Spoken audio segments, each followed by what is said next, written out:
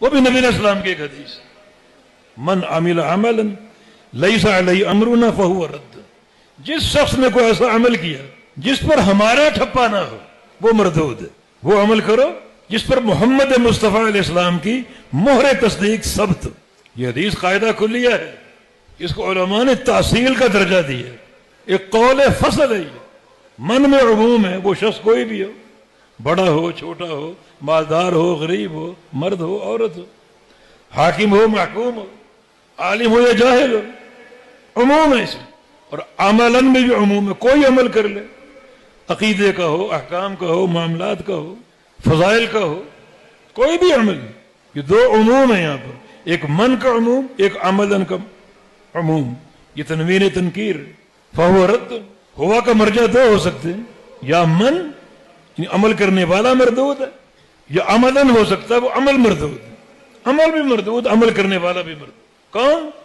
جو عمل کرے اس عمل پر ہماری تصدیق نہ ہو، ہمارا ٹھپا نہ ہو، وہ مردود ہے۔ یہی دیکھا جائے گا ایک انسان کے کامیاب ہونے کی، یہ نہیں دیکھا جائے گا کس رنگ کی پگڑی پہنتا تھا، ٹوپی کا ڈیزائن کیا تھا، قادریں کیسی تھی، یہ نہیں دیکھا جائے۔ عمل دیکھا جائے گا، اس عمل پر حبیب کبریا کی مہر ہے یا نہیں۔ ہر عمل کی صحت کی ظاہری برہان ہے، اور میزان میں یہ صلاحیت ہوگی کہ جو عمل نبی علیہ السلام کے طریقے کے مطابق ہوگا اس کا وزن بنے گا، ورنہ نہیں۔ رب سمین لا یظن عند اللہ جناح بعودا، قیامت کے دن بہت سے بھاری بھرکم لوگ آئیں گے، موٹے سادے، لمبے تھڑنگے۔ اللہ فرمائے ان کو ڈال دو میزان میں، ان کے اعمال سمیت تولو، ان کو، انہیں بھی تولو، ان کے اعمال کو بھی تولو۔ جب تولا جائے گا نتیجہ کیا نکلے گا؟